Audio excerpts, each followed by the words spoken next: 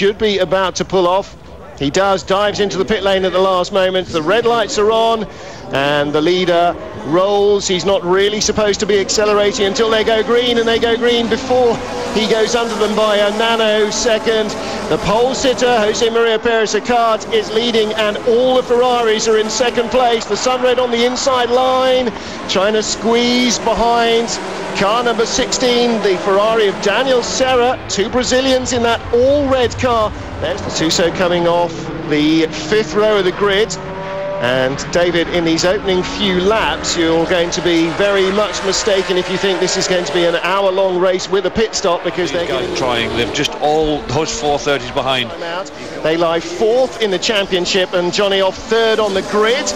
Comes Serra in the 16 car. Montermini and Maseratesi, with 2 race wins, is now really paying the success price. They are relative newcomers to the championship. 2 French cars from the Sofrev team. They've obviously had a couple together somewhere around the circuit that we didn't see, but on this 4-kilometre circuit here, there is most of it is twists and turns. There's a big long straight at the beginning, but after that these cars are really large cars to be going around this quite tight circuit around the back. You can see that it just turns from one corner to the other, and it's a constant radius, a constant moving from one side to the other. But the Terting and the SR21 is very much on the pace and catching the leader at the moment with the Mosler. Yeah, who's out there.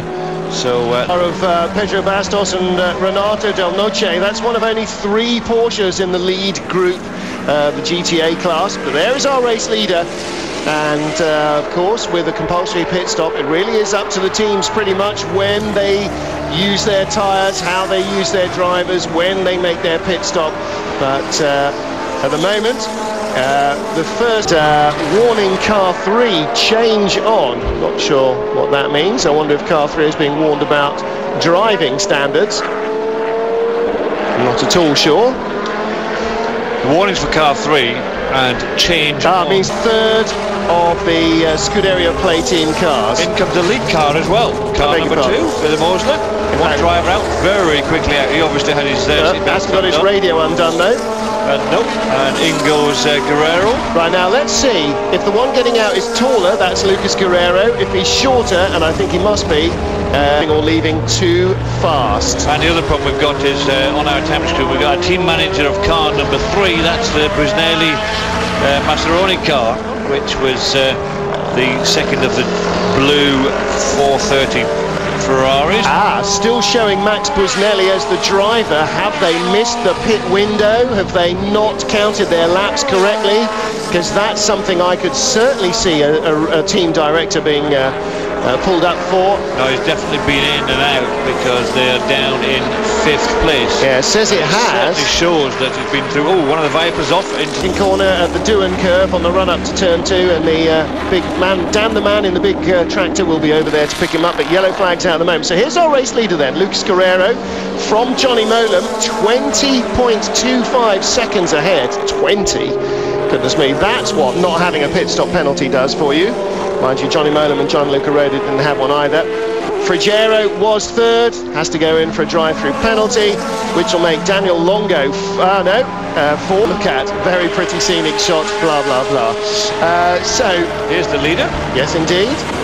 Across the line he goes, 26 laps completed.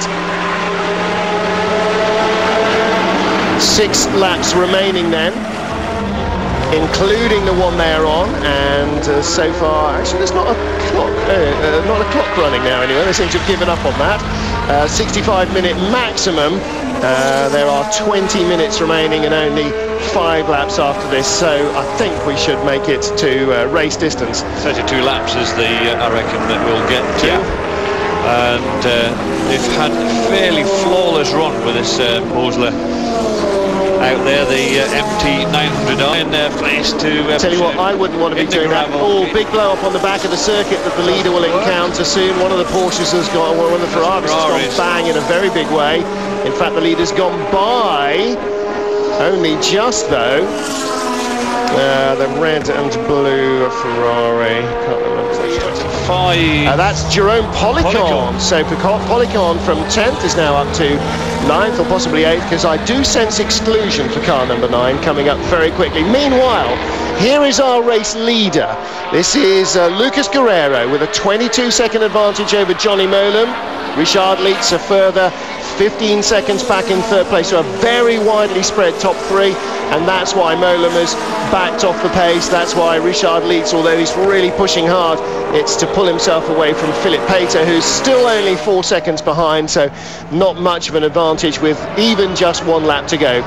Leader in making his intentions very obvious as he goes on to lap 31 of 32. The penultimate lap of the race then. Going by the back marker, and Lucas Guerrero, Jose Maria Perez Ricard claimed a very delighted pole position this morning. And from the front row of the grid, these pair, as so often last year, have made no mistakes at all. Their target was to start in front and finish in front. And David, they left everybody else, all those Ferrari 430s, duffing each other over, struggling in their wake. Yeah, that's right. They got a good start. He made a, with the second stint, the Dayglow yellow of his helmet clearly showing in the sunshine there, and here too another Dayglow yellow helmet, Lucas Guerrero. Last lap, he's halfway around, and look at the sponsorship on the front from the community of Valencia. Proudly Valencianas, these guys, the team and the drivers, very, very proud of being from Valencia. And of course here, Escuderia Bengala delighted to start on pole, courtesy of Jose Maria Perez Ricard. And coming towards the final corner, Lucas Guerrero anchoring the leg here, and he will be the man who takes the checkered flag. Comfortable victory for the Mosler team then. They did not have a great time first 2 races in Vallelunga, but they claim victory from pole position comfortably, headed only during the pit stops. Place, and Montermini in the end in 5th position, but no doubting the winners, and who brings the car to the checkered flag. But as Lucas Guerrero, you can see him, he wants everyone to know it, that there's the they team. are number 1 there, jumping up and down. Thank you very much, that's a job well. See where that photo finish came from. Maybe that was Frigiero, a lap behind, behind with Jerome Policon, yes. They're trying to work it out at the moment. Yes, themselves out of trouble, never troubled by anybody else. If anybody else had been going quick enough, they might have had a battle on their hands, but that's the long and the short of it. Guerrero, and somewhere down there is his teammate, Perez Ricard. Now you can imagine what the seat settings are like for those two, can't you? I was going to say that it's a massive difference in height. It's very unusual to find 2 drivers in a sports car whereby one is so much taller than the other one, because that's just a major problem for the seats. So I think that's why our car would start, because he would start with a big seat padding in there, and then when he gets out they can simply pull the seat padding out. Whatever's left is what Guerrero gets into, and that's certainly the quickest way of doing it. Having worked with different sized drivers previously, it's much easier to just pull something out than it is to try and put something in. So a good way to start. But on these races, some you have to start the other way around. The next race. The next race, the driver is quite the same. But I tell you what, these guys spent a lot of podium time last year, and after disappointment really in Vallelunga, they look as though they intend to spend a lot of time on the podium again for the rest of the season. They certainly did. The Aston Martin, so a good first effort for them. Well, good safe pair of hands as well. Gabriele Ancieri and Diego Romanini, both experienced GT drivers, so they've raced Ferrari 550 Maranellos and so on, so that they know what they're doing. I have to say though, I think, although Joel doesn't speak Swiss Deutsch, he speaks Franco-Swiss. And in second place, Johnny Molam and Gianluca Roda. There's our winners. The long and the short of it, Lucas Guerrero, he's the one who's a sensible height, and Jose Maria Perez Ricard, he's the one that looks like he should be a racing driver, who is still no taller than anybody, even though he's on the top step of the podium. So that is our top 3 overall.